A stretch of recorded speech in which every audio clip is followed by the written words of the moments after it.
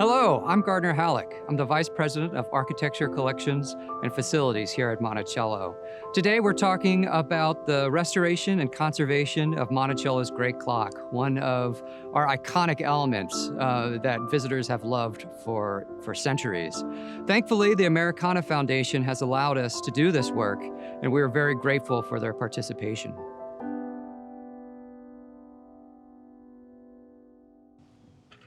So the gong had stopped working a little over 2 years ago, and we brought a conservator in to take a look to see what the problem was. They discovered that the issue with the works, those are the gears and all of the axles that actually run the clock, were in much worse shape than we anticipated. And it wasn't just a minor adjustment that was needed. It needed a full overhaul.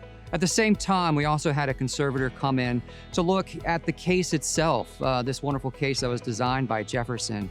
And what they found were that while the finishes were original to Jefferson's time, which is an amazing survival, they were in very bad shape. The paint had started to flake off of the wooden substrate beneath it. And so the case also needed to come down and be fully conserved so that it would be stable for generations to come. Hi, I'm Tabitha Pryor-Karate, Collections and Exhibitions Manager here at Monticello. Right now, we are in the basement of the house, and behind me you will see the weights from the Great Clock that descend to the basement at the end of the week. Today, we're here to talk about the Great Clock, which is probably the most iconic object that is associated with Thomas Jefferson. It was installed in the early 1800s and has been here ever since, so nearly 220 plus years. Recently, we discovered that the Great Clock was in desperate need of conservation. The gong side of the clock had stopped, and we weren't sure why. And as we started doing some investigation, we realized that it had been a very long time since the internal mechanism was cleaned, which is what keeps the clock running, and what was also keeping the gong side from working properly.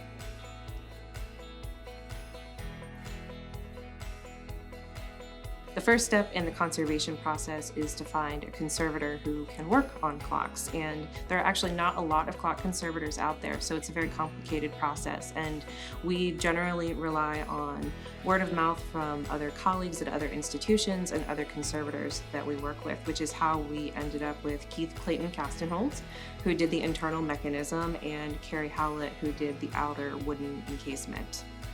Next to me is the conserved Great Clock from Monticello that we had taken down. It is here at Williamsburg Clocks in Williamsburg, Virginia. I enjoyed the journey of discovery into the mind of Peter Spruck, the maker, and of Jefferson's notes to him and letters that have been left to us about his dissatisfaction, in many cases, about the resulting clock that he got. Peter Spruck was not a particularly skilled mechanic, but he did successfully manufacture something that works. I have improved the strike to make it much more successful than it's been in its long lifetime. The kind of work that I did to it has not been done since the 1940s, very likely. It is rarely done to these sorts of pieces. A long journey of discovery, many small experiments to see how it could have been better had Mr. Spruck been a better mechanic. But he worked with what he had. He had apparently looked at smaller clocks and made a larger version of those. So this clock is extraordinary for many reasons. Jefferson actually designed the case as well as part of the works itself. So, Jefferson, a man of many talents, and he was an amateur clockmaker as well. And his architecture skills led him to be able to design the case. And so we actually have a drawing that survives that shows what the molding around the top, we call it tympanum, looks like, the gable. So very, very involved in the construction of the clock. It's also extraordinary because of where it's located and what it does. This clock not only fronts his hall, one of the main social spaces of the house, but it also has an exterior space. So as you walk up to Monticello, you see this clock. One of the first things you see as you approach this great portico is a clock face, and that's seen nowhere else. This is extraordinary, and it really helps visitors get a sense of who Jefferson was as they approach the house. We like to think of Monticello as an architectural autobiography, and this is Jefferson putting his love of time right up front and center on the cover of the book. Really is an amazing statement. Not only that, Jefferson had a gong installed at the top of his roof that the clock would power.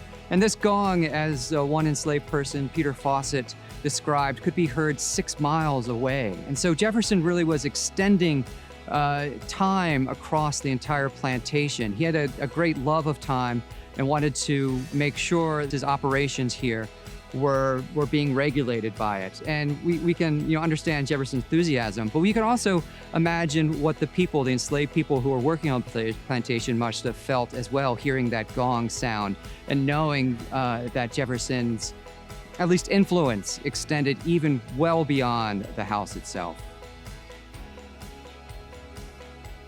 The first step in the application process is to put together a budget. Once we had selected Keith and Carrie, we worked with them to come up with an estimate for the actual conservation, but then also the shipping and handling and the timeline for the whole process. We needed to account for deinstallation, travel to the conservator's studios, the actual work to happen, and then eventual reinstallation. We deinstalled in early March and we're very pleased with the results. The clock parts made it to their conservators and work was started. Shortly after, COVID hit and we had to shut down. Fortunately, the conservators work solo in their studios, and they were able to continue the process throughout our closure so that our original timeline, where we said that the clock would be reinstalled in early October, actually happened. Today, I'd like to tell you about one of my favorite objects in Monticello's collections, which is Jefferson's Great Clock. The Great Clock is my top favorite object to care for here at Monticello, mainly because I'm the museum technician who has the opportunity to wind it every Sunday morning. This piece is also the object I feel really makes the historic house feel like a home. As soon as you enter the entrance hall, whether you notice it or not, that rhythmic ticking that's provided by the pendulum is the background that fills up every conversation that happens in Monticello's entrance hall. Not only does it provide that calm noise, but it also provides one of the only senses of motion in the house. And it's that motion and that calming sound that really makes the house feel like a home to me. It's kind of like it's alive. One of my favorite bits of information that I learned during this process was that in the fall of 1970, a past conservator and a student from UVA worked throughout an entire night to completely dismantle the inner mechanism and created detailed measured drawings of each and every piece for our records. It's this tedious and dedicated care that has kept the clock in motion for the last 200 years, and what I love about being a part of the team who now is responsible for preserving it for future generations. The primary reason for the conservation was because in 2017, the gong stopped ringing. We weren't sure exactly what was happening, but when I came on board in 2018, one of my first projects was to find a clock conservator to figure out what was going on and what was needed. Once we had identified our conservator, we had Keith take a look at the inside of the clock before we deinstalled it, and what we found was just a lot of dirt and debris, bugs that had crawled in there and made it their home, just dust, general pollutants that you get from having a door under it open many times a day. So one of the things that Keith found when he was looking at the clock and determining if it needed to be conservation is that one of the gears that supports the cannonball weights, the cannonball-like weights that operate the clock, was misaligned and getting worse. And what would have happened if this gear had failed is that when they're winding the clock, which they do once a week with a big crank, it would have slipped off and these cannonball weights would have plummeted down into the cellars, possibly hurting the clock and even maybe the person winding it on a ladder. And so the clock was really in dire need of conservation. One of the really interesting things about this project is that the entire clock has never left Monticello. The internal mechanism had been removed for conservation and cleaning over the years, but the larger encasement has largely stayed in place, so we weren't really sure what we were getting into. The process of scheduling for the deinstallation started after hours. We had to install all of our scaffolding to reach the upper tier of the entrance hall. Keith was on site to physically remove the clock so that we could label each piece and prepare it for being created the next day. The biggest challenge in the deinstallation was removing the back bracket from the wall. It had never been removed as far as we knew, and when we finally were able to get it off of the wall, we found that the brick behind was exposed. We originally had thought that the entire wall had been plastered and then the clock was installed, but this evidence showed us that the clock was installed before the walls had been plastered and painted.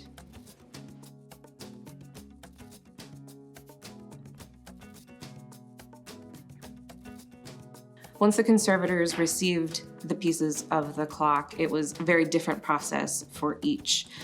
Keith was focused on any of the moving parts, the metal gears, the mechanism that actually physically makes the dial move. Whereas Carrie's project was solely focused on the exterior of the clock, which is treated as a furniture piece rather than a working mechanism.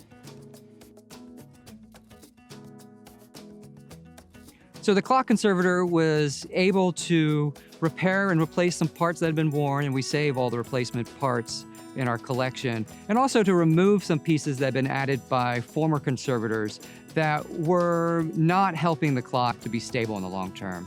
We also worked with a conservator named Carrie Howlett, who is a furniture conservator for the case itself.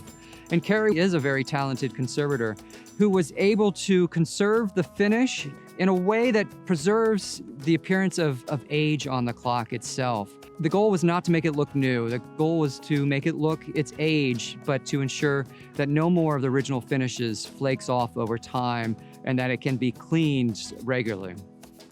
For Carrie's portion of the project, he was mainly focused on the structure of the external encasement.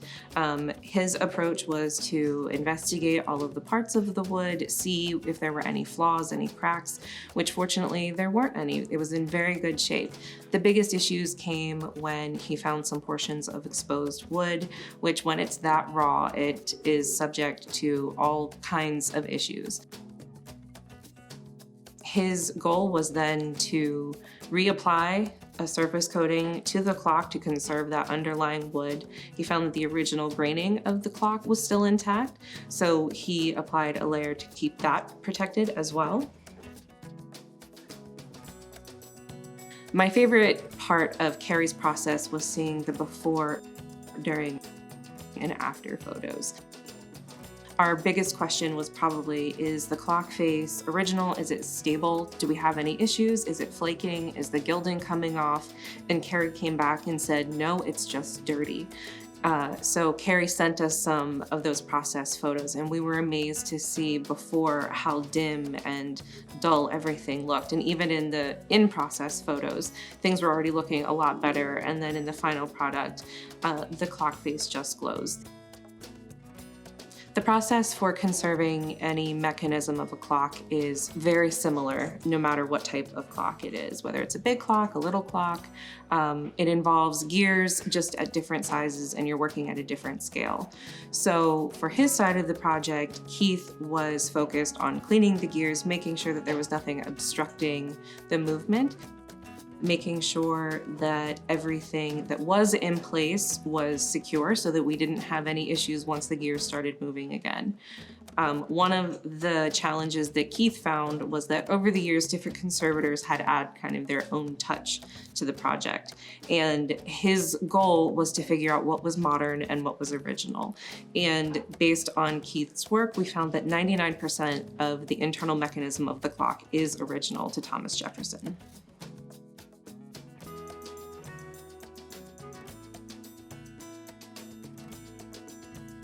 Planning for the reinstallation was more complicated than we anticipated due to COVID.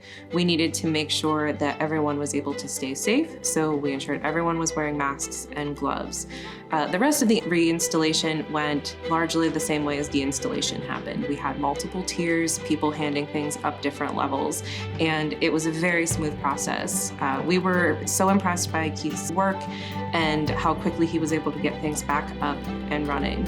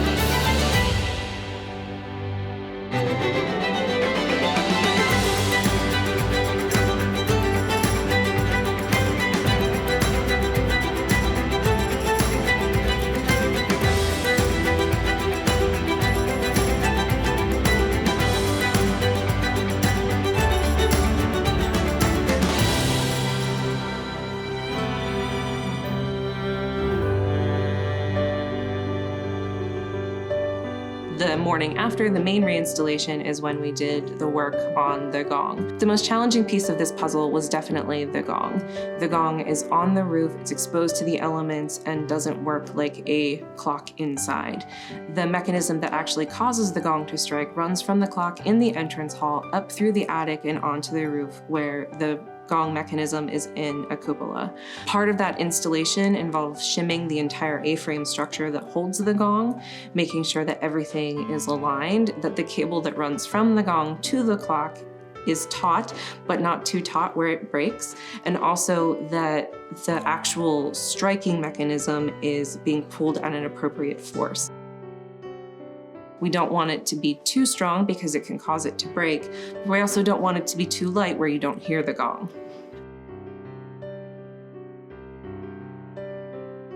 Thanks to the generous grant from the Americana Foundation, guests can now see and hear the clock when they visit Monticello.